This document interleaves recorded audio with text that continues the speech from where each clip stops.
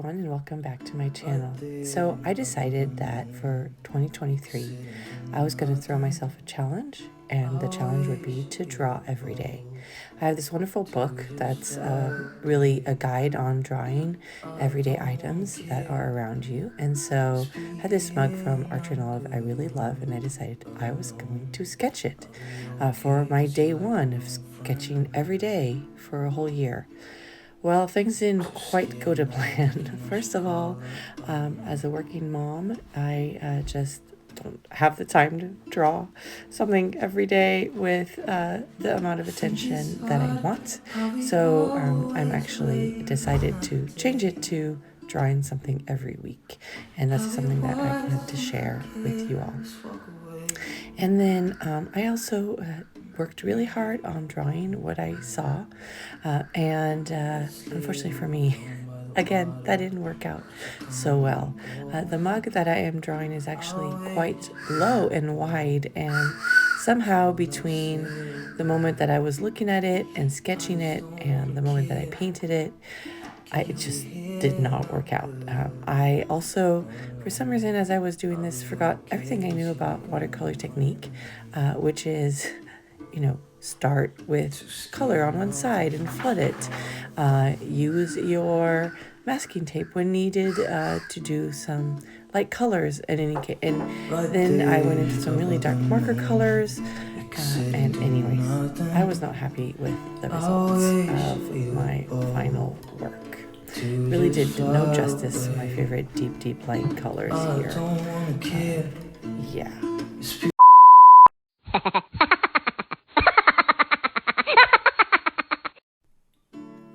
So anyways, now that my mug totally did not look like the mug I was looking at, I decided that I would try to add some bleed proof white over it.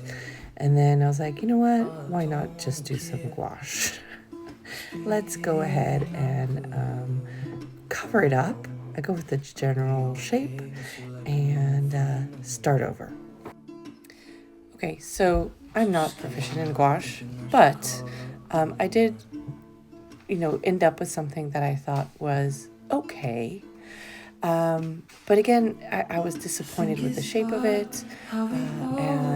So I decided, you know what, I'm just going to add some lettering to this page, make it the cover page of my sketchbook, and really think about what it means that I tried to draw a mug and couldn't do it. So I analyzed the problems. Number one was that I really just didn't have the skill to look at the mug and be able to translate it to a flat surface. So I used a Da Vinci Eye to trace the actual mug. And then the second thing I realized is that I didn't really have the painting skills to go ahead and paint the mug. I couldn't get it to have a shape, the shadows that I was seeing. And then I remembered that I had these great tutorials as part of the Life I Design watercolor lounge, including some mugs that I had never gone ahead and painted. So I went back to my studiousness and decided to go ahead and complete those projects and look at the tutorials. You'll see here that I was trying to do a white mug with some shapes and shadows, and really the other lesson I learned from this is that it's really hard at my skill level to paint white things. So that is a lesson learned that I will take on. But I learned a lot about how to paint things that are round in the tutorial from the Watercolor Lounge, as well as remembered just some basic techniques, like start with putting your paint on the corner and then use simple water to move it around, again, to create those shadows and shapes. So I think at the end I ended up with 2 pretty good practice pieces, which gave me the courage and resilience to go ahead and go back to my original mug. To like sail away, I just don't wanna care.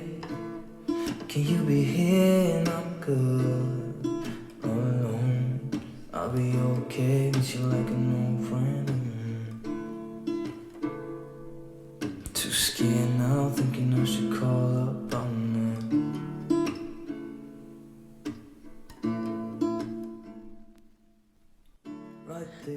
So here I am back at my sketchbook.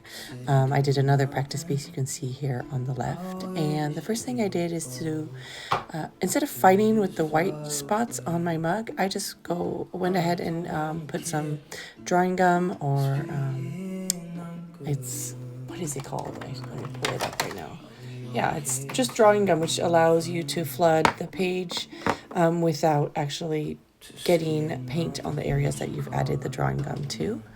And then I also remembered what I had learned about adding shapes and shadows from the tutorials. And there you have a little process of me going ahead and adding the famous Olive and Archer mug to my journal.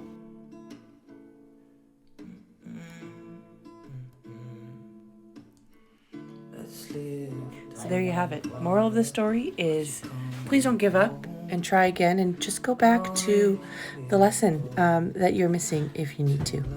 Thank you so much for watching. I appreciate it. I hope that you had fun with me, and if you haven't already, please subscribe. As I said, this is a challenge that I will be doing all year, weekly, so please join us on Instagram. And I will see you next time on the channel. Bye.